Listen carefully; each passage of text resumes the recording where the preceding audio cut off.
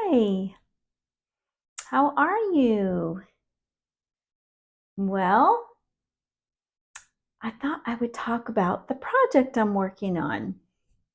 So, spring is here, summer is on its way, although we've got some chilly weather here today, this week. But I wanted to show you my project because it has to do with this nice warm weather that I'm hoping will be here soon and spending more time outside. So, what happens when you go outside? You want to go hiking? Bug bites and ticks. That's what can happen. And so I've been working on making a tick kit.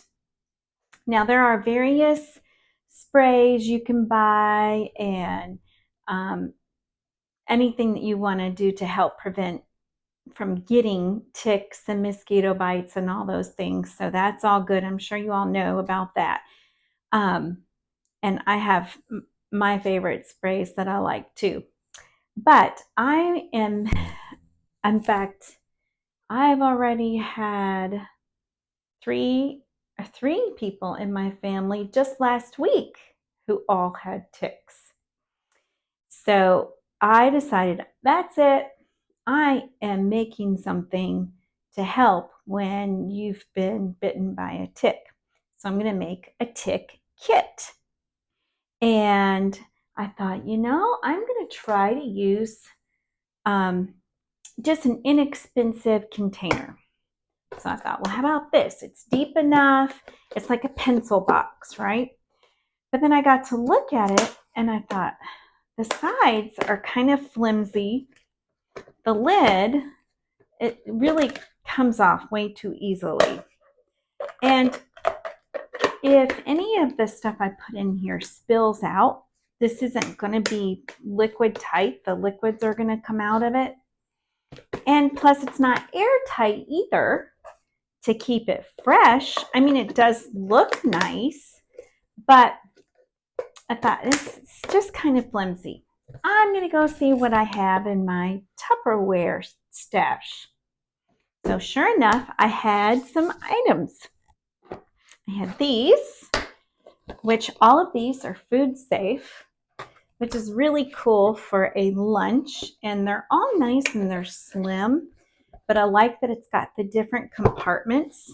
So these are nice and they lock tightly and they're going to keep everything inside fresh.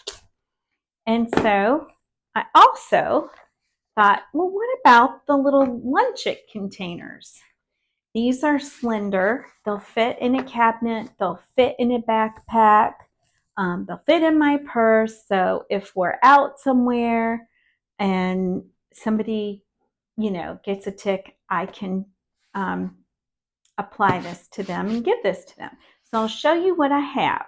All right. Here it is. What I did was I put some instructions on removing a tick inside. And I have this little tick identification card. And even on the back of that are some instructions. So you can actually order on Amazon some little items to remove ticks. So here's a magnifying glass. And there's a couple of different devices that you can find. This little one here has this little place on the end that you can remove the tick with.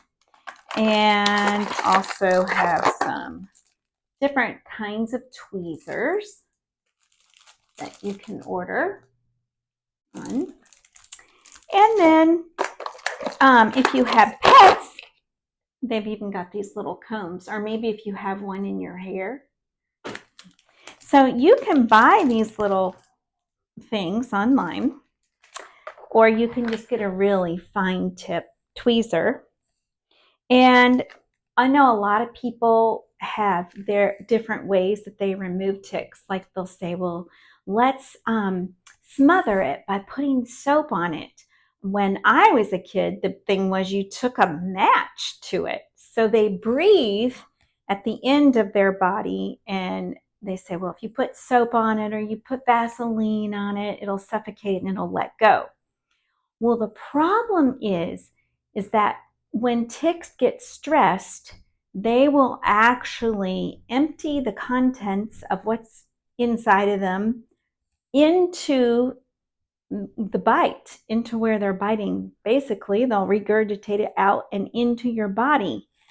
And you don't want that stuff inside of you.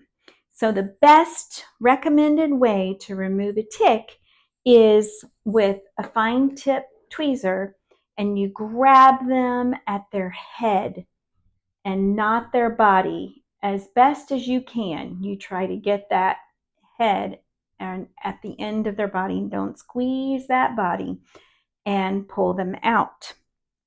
Then when you're done, you wipe it clean. So in my box, I've got some alcohol prep cards or prep cloths to clean it, or you could just use soap and water if you have soap and water around.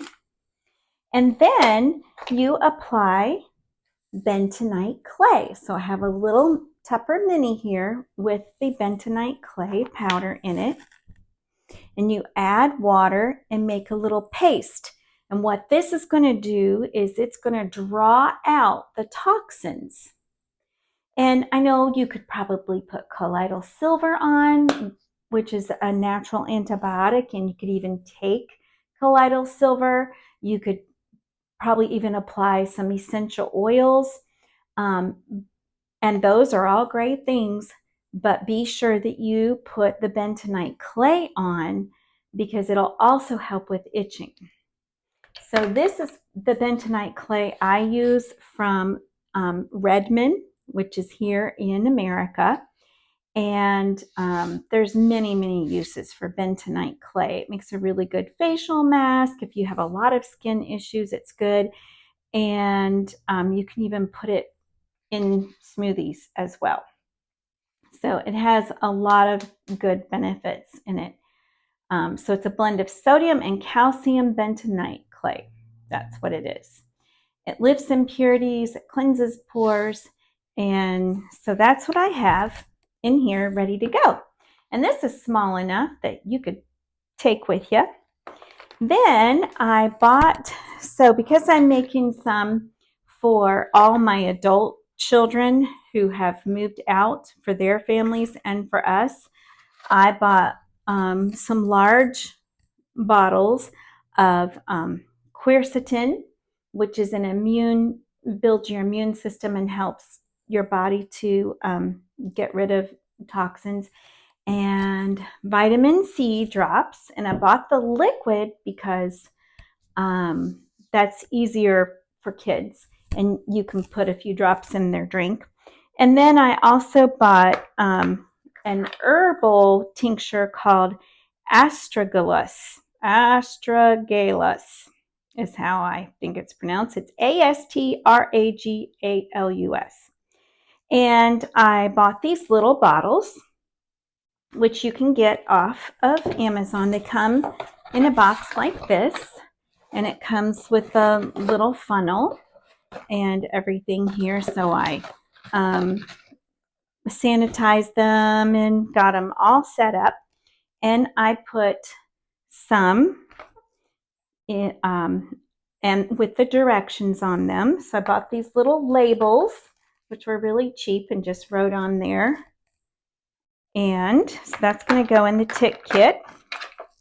And then I have some homeopathy, and this is Ledum palustre. I don't pronounce things well, by the way.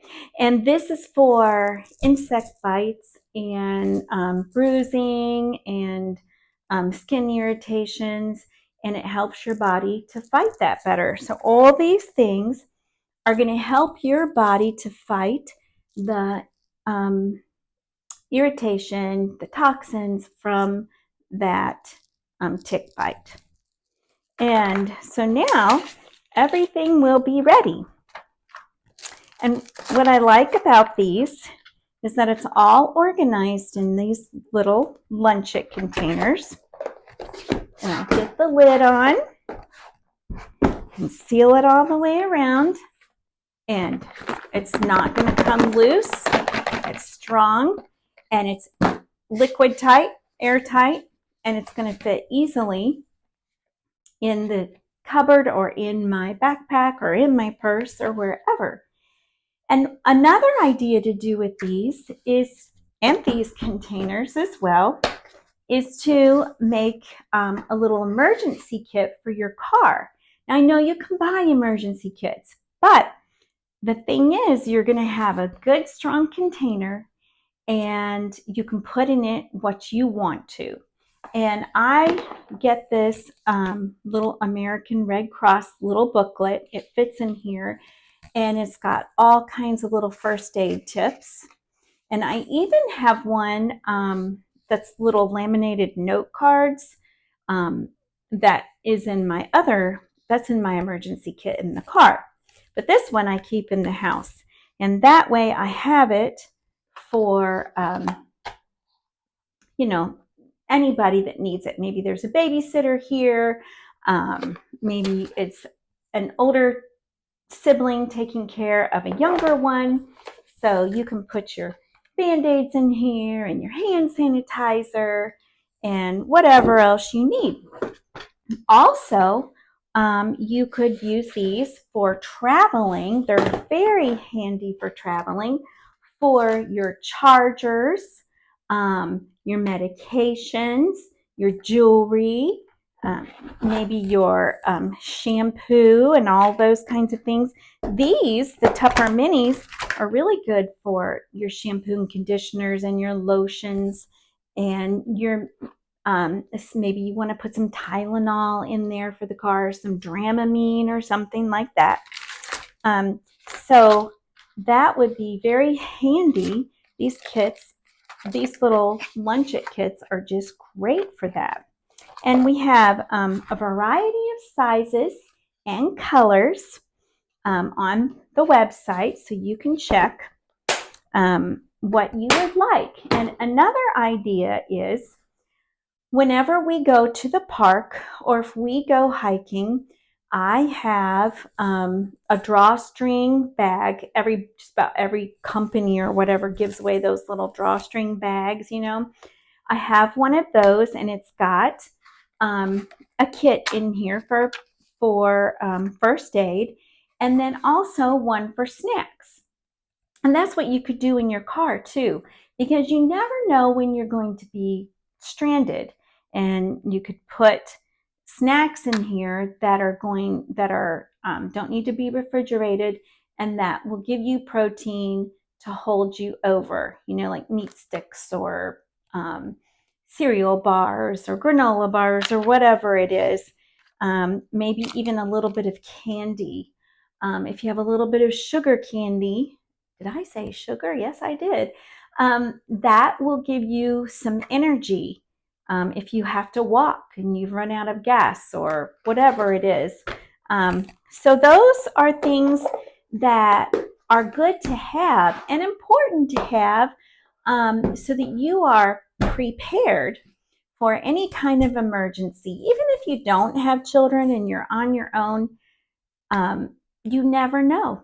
And so I thought I would share this with you, that these containers are A+ in my book because of the features that they have and the fact that that lid's not going to come off on its own, and it is airtight and things aren't going to spill out of it, as opposed to something like this, which is just, you can tell, look at this, it's flimsy.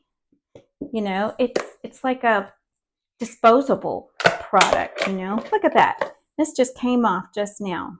So I feel like I should take this back to the store. And honestly, I thought that, hey, these are going to be deep. They'll hold everything. But actually, the Tupperware ones are the best. So Anyway, let me know your ideas of what you do for insect bites and tick bites, and what kinds of things you like to put in your first aid kits, or if you have emergency snacks on hand.